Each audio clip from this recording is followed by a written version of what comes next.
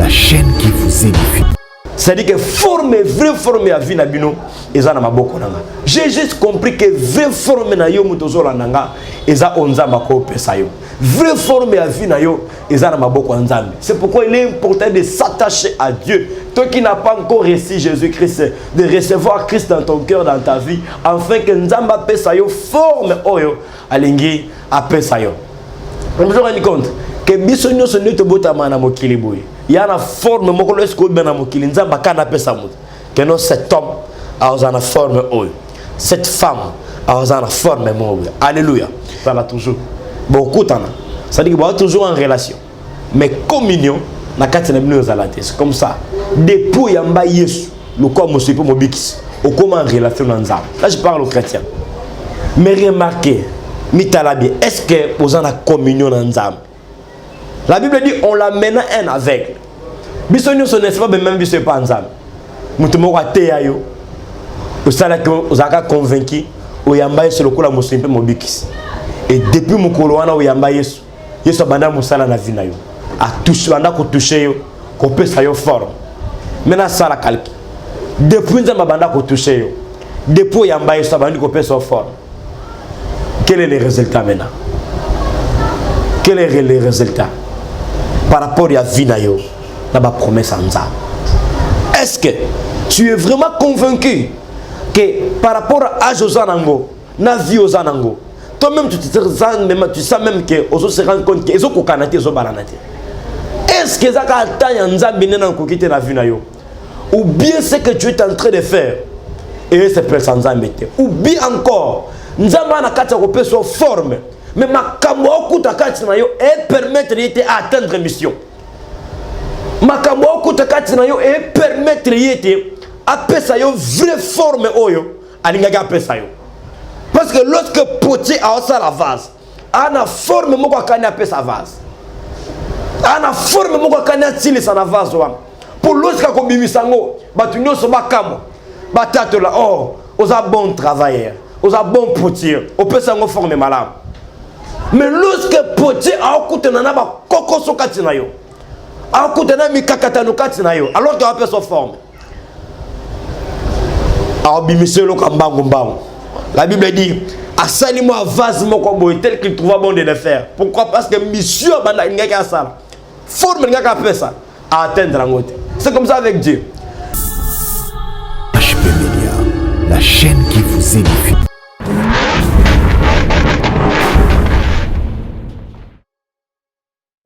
Au Seigneur, gloire à Dieu, que le bon Dieu soit loué. Na pamboli nzambe ko kutana suna bino mkulelo ko partager par nzambe na bino. Ngai prophète Eli Lubaya, ça fait un temps dans la question sur l'émission parce que c'est un programme de prière et après avoir prié, Dieu nous a fait grâce à Kobima et après on partager ma pensée na bino. Je crois que toyé tozo pesa bino mbote. Na moi penser mo ki nzambe o parce que banana bino c'est même toujours banda na enseignement makasi zambalo la pambola bino toko banana prière. Éternel Dieu tout puissant incomparable to pambol kombono pona moment au favorable au sali biso Seigneur na sengyo nzambe olobela biso na moment o olobela ndeko moko azana ba problème na ba difficulté ndeko moko azana kata kuluka loboko no abonzambe à travers émission oyo otanda loboko no na vie na ye au pambolaye, au bikisaye, au kangolaye, au même azana prison, au libéré Seigneur. Au azana posa amonayo, mimoni sana finaye. Père, pensez nous autres mana tongwa lelo kolo na mukolo lelo et fortifier de comme moi aussi et fortifier de comme mobali et recadrer vie moko afin que est orienté pour nous tous. Par le nom de Jésus-Christ de Nazareth, nous avons ainsi prié. Amen. Que le Seigneur soit loué. Nanga qui n'a pas le lot partager penser mon abino. La pamboli nous a mis la tongue pour une opportunité. Nous avons besoin de nous avons pambolo de Kozolanda biso. Dans un livre à Jérémie chapitre 18 verset 1 à 6. La parole qui fut adressée à Jérémie de la part de l'Éternel en ces mots. Lève-toi et descends dans la maison du potier. Là, je te ferai entendre mes paroles. Je descendis dans la maison du potier, et voici, il travaillait sur un tour. Les vases qu'il faisait ne réussissent pas. Comme il arrive à l'argile dans la main du potier, il en refit un autre vase, tel qu'il trouva bon de le faire. Et la parole de l'Éternel me fit adresser en ces mots. Ne puis-je pas agir envers vous comme ces potiers, maison d'Israël? Dit l'Éternel, voici, comme l'argile dans la main du potier, ainsi vous êtes dans ma main, maison d'Israël. Amen. Gloire au Seigneur. Cette pensée m'est revenue parce que ça fait un moment que le Seigneur m'a dit que nous avons un livre prophétique. Ça veut dire que c'est un livre prophétique. Et ces derniers temps, nous avons un livre il y a Jérémie. Parce que le Seigneur a un message à me donner. Alors, nous avons un message il y a Jérémie. Il y a une page Jérémie, livre prophétique il y a Jérémie. Dans le chapitre 18, nous avons comprendre le mot très important. Nous avons un message à Jérémie. Alors, il y a un mot directement boyété. Nous avons dit que Jérémie a se déplacé. À la maison, il y a potier. Il y a une distance de Pascal, je ne sais pas. Mais Tindier va dans la maison du potier. Et là, je te ferai entendre mes paroles. Jérémie a se déplacé. A commis dans le potier. Jérémie a commis dans le potier. A couti potier. A fait sa forme dans la vase. Le potier. Baza bato ba fait ça la kaba mbeki na moyen ya mabele na moyen argile a ça la bavase. Alors à côté potier azo ça la bavase, azo ça la bavase, azo ça la bavase. Mais à côté na point ya ke abanda ko ça la vase moko azo resirté. Comment ça n'était que ce qui potier azo ça la vase. C'est quand déjà na forme moko kani appelle sa vase. Mais problème na potier est que vase abanda qui a la forme où il a appelé sa vase et aussi batté. Là le prophète est arrivé, le prophète a télémi. Alors tu as comment potier a appelé ça mabélé, a appelé ça argile forme. Mais la Bible dit que le prophète était debout alors qu'il voyait ce que le potier était en train de faire. Potier a mabélé tient la tour, le tour était en train de tourner. Mais depuis abanda qu'il a appelé sa vase forme. Depuis abanda qu'il a la vase aussi maman il a simi mabélé, a appelé sa forme. La Bible dit plus qu'Azo Sala, plus qu'Azo Simbati. Je me suis posé la question. Est-ce que les problèmes étaient les potiers? Mais je me suis rendu compte que les problèmes n'étaient pas les potiers. Le problème c'est qu'il m'a belé à Banda Kopes. Forme. Donc les potiers avaient une forme. Il n'y a qu'à appeler ça vase. Mais ma belé au sein de la vase, ma belé compliquée, forme oyo pour potier, il n'y a qu'à appeler ça. Et Bible Babi, vu qu'il y a continue comme nous aussi batté, imaginez que nous avons travaillé tout à Toki et que le résultat est athée. Bible Babi qui a béni moi ma belé mo pembe. A sali moi vase mo mbangu abimisi. A béni ma belé pembeni, a sali moi vase mo mbangu abimisi. C'est que na idée les qui appelle ça ma belé wana forme ya vase mo boy. Mais complication kutika cha ma belé et permettre à atteindre forme ou nga appelle ça. Eh, le gars là na posa sala na sala ka ba mo na salivase na sala ka mo vase mo ya bongo bongo fiske za la ka kombo vase a salivase ya bongo bongo abimisi na kombo ya vase mais na forme était o ya kanaki vase wana eza. Et na c'est la Bible dit et la parole de l'Éternel me fit, oh mon Dieu, et la parole de l'Éternel me fit adresser en ces mots. Ne puis-je pas agir envers vous comme ces potiers, maison d'Israël, dit l'Éternel, comme l'argile est entre les mains du potier, c'est comme ça que vous êtes dans ma main. C'est-à-dire que nous avons maintenant ça potier, mais maintenant Jérémie message par rapport à ce qu'il a vu. Parce que descendre à Jérémie, c'était pour que nous avons appelé ces messages.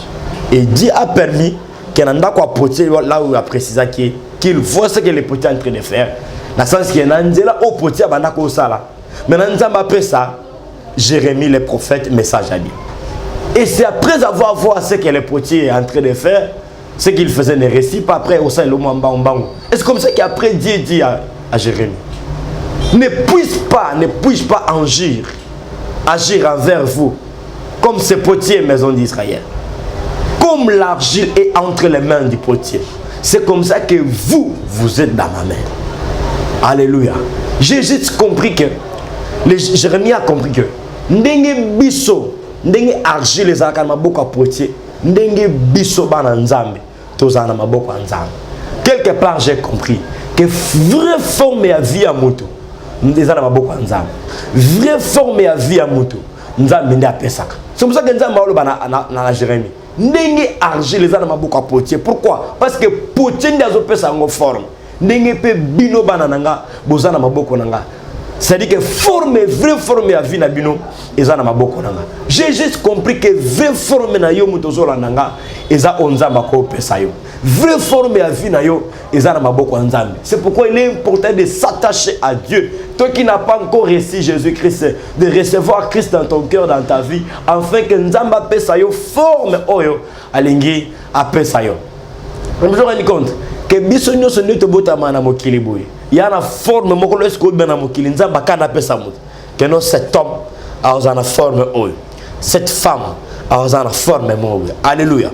Maintenant, il y a quelque chose qui m'a marqué ici, le verset 4. La Bible dit, je descends dans la maison du potier. Et voici, il travaillait sur un tour. Mais la vase qu'il faisait ne restait pas. J'ai juste compris que vase, forme, le problème n'était quoi? Le problème n'était pas les potiers. Parce que potier il fait fabriquer ma vase. C'est son travail, il y a mes colonios. Mais, je vois qui a aussi la vase. Mais à côté, il y a une complication. Dans ma belle, on a sa forme. À mes amis, on a la vase. Mais je vois la vase, ma belle est compliquée.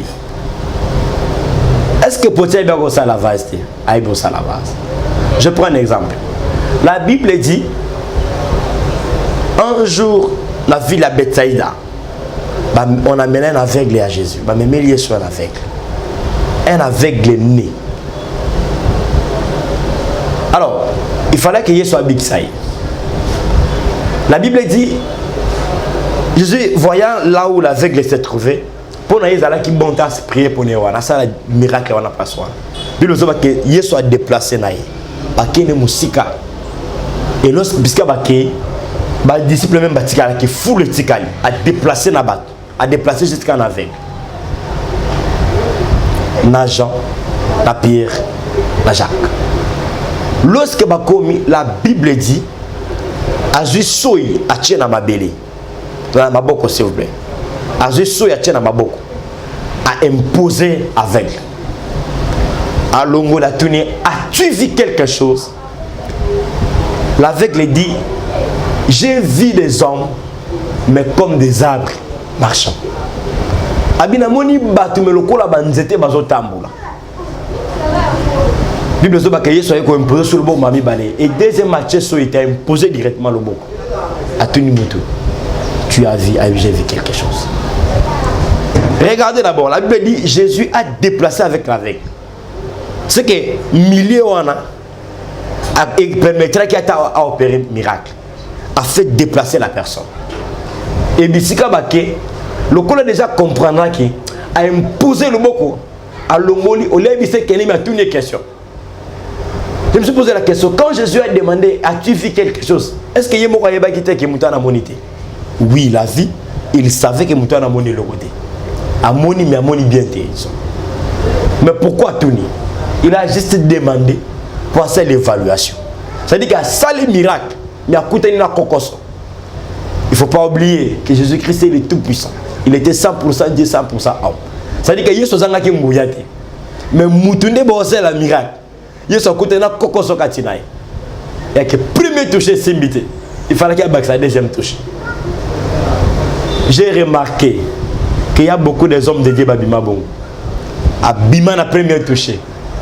Alors qu'il a vu des hommes comme des arbres. il fallait qu'il y ait un deuxième toucher pour qu'il bime ça bien, pour qu'il bime bien, à qui ça la bien.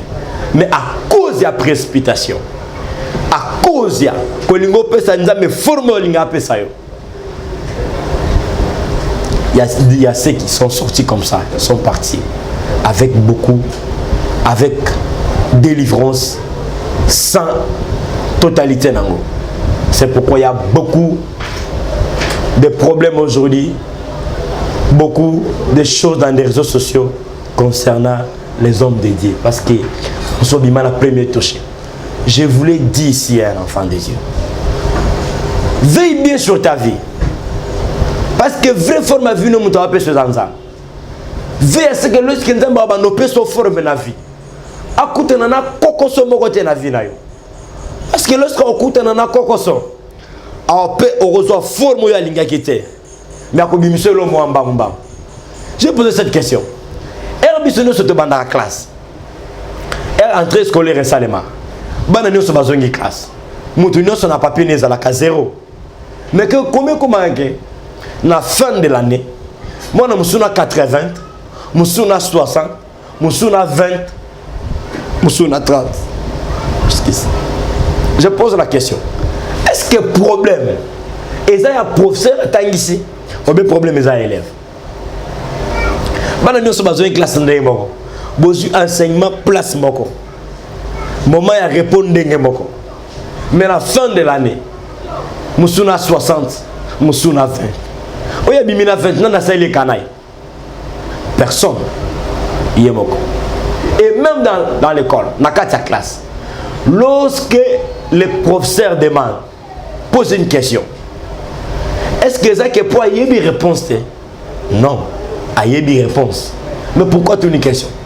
Il y a juste à évaluer, l'évaluation, si réellement tu as compris le message, si réellement tu as compris, on comprend le cours où il y a possible. Alors, il est important de temps en temps que ça ait une évaluation. Est-ce que ce que j'ai fait pour le moment et c'est pour le sans âme? Est-ce que marche pour le moment? Est-ce que nous avons ce là? Le problème n'est pas de prier, mais le problème c'est de comprendre si réellement tu es en communion avec le Seigneur. Imaginez, nande konayo, beaucoup qui peut discuter, beaucoup panzani, mais vous allez toujours dans ma famille. Lorsque vous avez une réunion famille, vous allez toujours. Beaucoup de temps, ça dit que vous êtes toujours en relation. Mais communion, c'est comme ça. Depuis Yamba Yesu, le corps me suit pour mobikis, au comment en relation dans Là je parle aux chrétiens. Mais remarquez, est-ce que vous avez une communion dans Zam? La Bible dit on l'amène un aveugle. Bisogno ce n'est pas même si pas Zam. Mutumo ate ayo. Vous avez convaincu au Yamba Yesu le corps me suit pour mobikis. Et depuis mon coloana au Yamba Yesu, Yesu abanda musala na vina yo. A touché, on a touché yo, qu'on peut ça yo forme. Maintenant ça la calque. Depuis nous abanda ko touché yo. Depuis Yamba Yesu abanda qu'on peut ça forme. Quel est le résultat maintenant?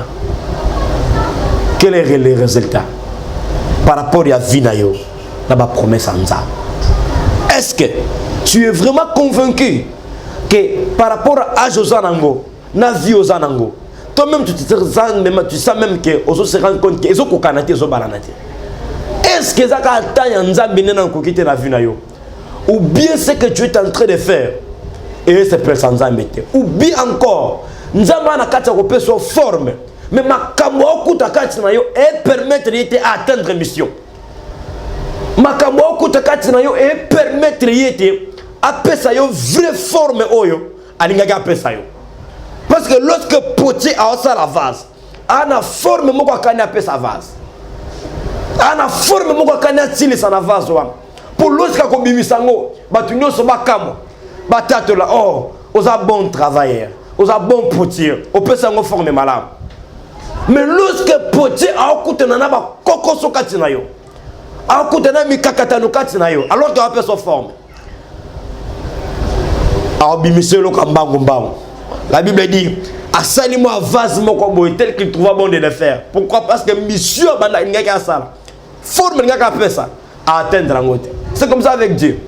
Lorsque Nzamba banda ko peut se former na vie. Bien aimé, veille à ce que Nzamba koute lo mote mabeka tinayo. Lorsque Nzamba banda travaille na vie na yo. Veille à ce que le Seigneur a la facilité à coucher le samusala na vie na yo. Je voulais te dire, toi qui pries, toi qui pries, tu as toujours une fertilité. Toi qui pries, tu vivre dans la grâce, tu vas comprendre la grâce. Grâce et permettre de vivre dans l'iniquité. Grâce et permettre de vivre dans le péché.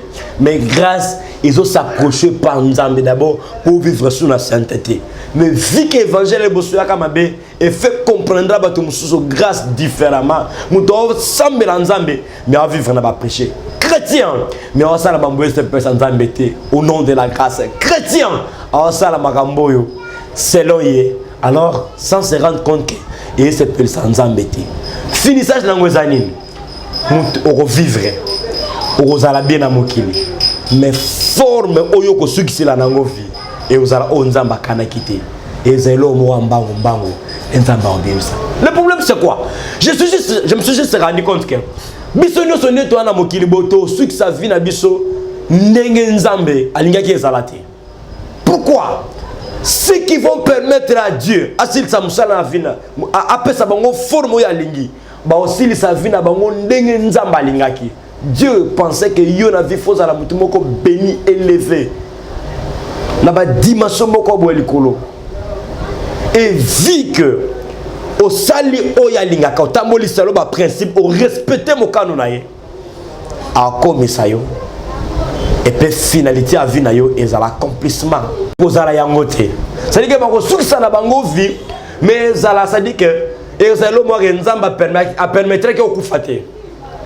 Mais le coup là a toujours une mission qu'on peut se former mais à côté de la complication katina yo à permettre de vivre mais avec beaucoup de difficultés. Au vivre mais peu wana na muté mezati. Pourquoi?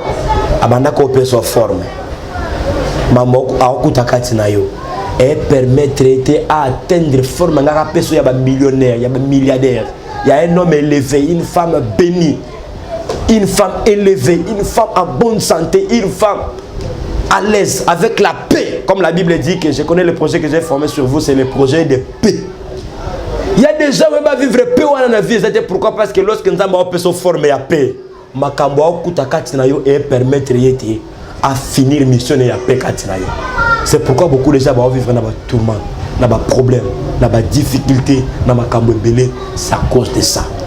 Je voulais aujourd'hui, alors que nous avons un landanga, mita la vie na yo bien, zonga na makolo nzam, yo aussi o kimaki, yo aussi o tengamaki, nzamba na posa na yo zongi la ye.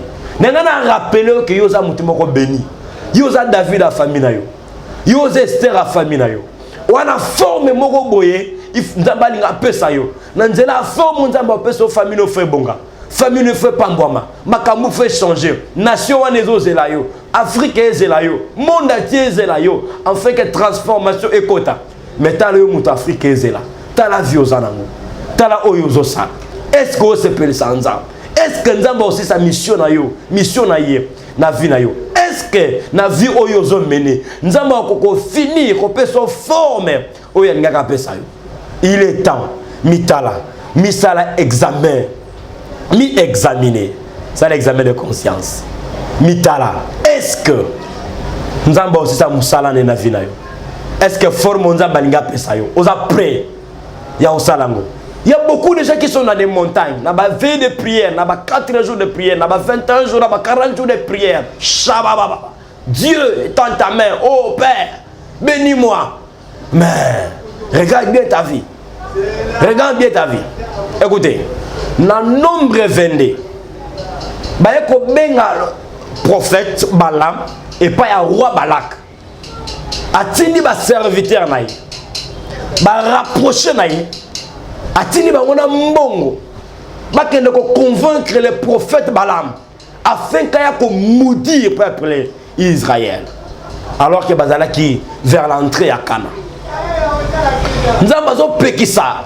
Lorsque le prophète Balaam est en train de prier pour demander la volonté de Dieu, parce qu'il ne pouvait pas partir comme ça sans demander la volonté de Dieu. Alors qu'il était en prière, la Bible dit la nuit nous allons répondre. Arrive Sabi, au cours là que le peuple n'était pas, car ils ont peuple mort béni. Donc Balaam, au cours que le peuple Israël était pourquoi? Parce que Baza déjà peuple mort béni. Mais si on a Sima, dans le chapitre 14, au moment comment nous avons balaki là bango. Peuple moko moudi. Mais il n'est pas mboulé en ça. Neni boy na comprendre ngote na ngana fait comprendre. Ce qu'on a kanda nzambe likolo na yo. Et que malédiction moko yebakisama. Et permettre de vivre. Na seul examen de conscience. Mais nous avons gagné Balaam. Akena la kele le peuple Israël. A munir bango ndenge zalaki volonté ya roi Balak. Mais pourquoi Dieu a refusé? Nous avons gagné Balaam qui a la keli bango. Après qu'on la kela wana, aranda ngoni l'essence fait. A bloqué en voisin qui s'angong bien le peuple Israël. Mais pourquoi Dieu a refusé? Dieu savait que na ko longola nanga. Mais peuple wana baada na kanda na likolo na bango. Soki bakisam na bilakeli ya Balaam likolo na bango. Eza na bango bawo. Remarquez, bref. Na bao nyon surtout babimaka Égypte. Sauf Josué na Caleb comme les dirigeants de bakota ka Kana. Les restes bakufaka na nzela. Alléluia. Ça dit que Nzamba ngaki ta kota Balaam na mamboana. Abe de quel quoi kanda na ngali kolo na bango. Ba kota te. Yango falaki 40 ans na désert. Pour ba kota kana. Abe que 40 ans na moko moko kufa. Ba aussi là. Amen. Il est important, bien aimé, dans la marche de faire ce qui est la volonté de Dieu et de rester là. Le problème est à cause de la pasterté. Je veux le dire à un homme de Dieu. Cause à la homme de Dieu ou servant de Dieu, évangéliste, protocole, intercesseur ou croyant, et peut se accéder dans les soumoutés. Oh Dieu miséricordieux. Et peut se accéder. Il ne faut pas oublier que nous avons un fond de mon cas de ça. Et les critères à vie. Ce qui est Nzamba tela bi oyo so na pambolé na obungisa e a pambolate tu seras en train de prier alors que vie na yo et ce personne Nzamba te au tika l'intercesseur à vie en train de prier sans résultat. Que le Seigneur soit loué, que le Seigneur vous bénisse et que le Seigneur au Seigneur gloire à Dieu, que le bon Dieu vous bénisse. Yo mutozungo ngana yo landinga.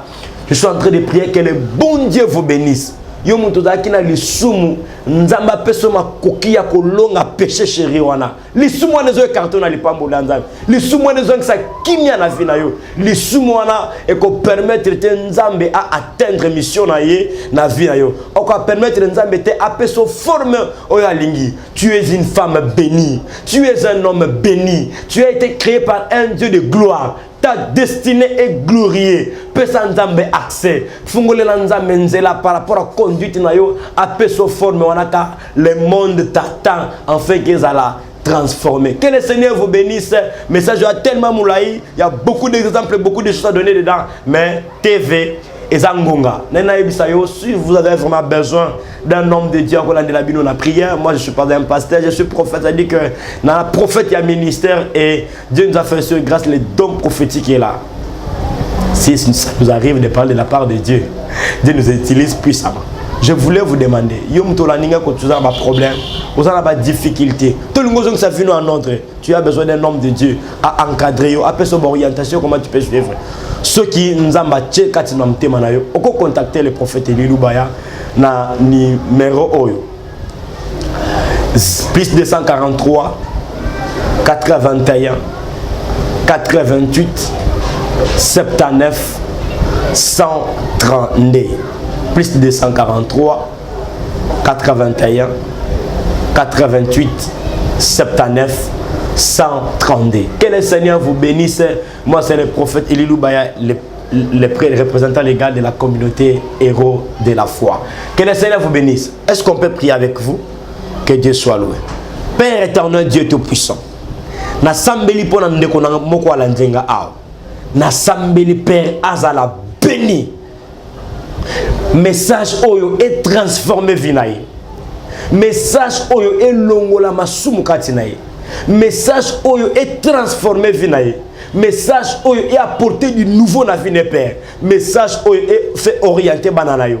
Par le nom de Jésus-Christ de Nazareth. Alors que je prie, l'Esprit me dit de prier pour cette chaîne. Je prie pour la représentant de la chaîne Oyo, Azala béni. Et que Moussa Lazo Salé que de Bosso, chaîne nous a canal pour Nabiso Basala, nous tout évangile et tout, nous avons en contact, tout Koutana Batoyo, Bazana Posa Yanzam, nous avons pas la chaîne et que les Bosso et HP Média soient bénis et vent de l'avant. Que le Seigneur vous bénisse.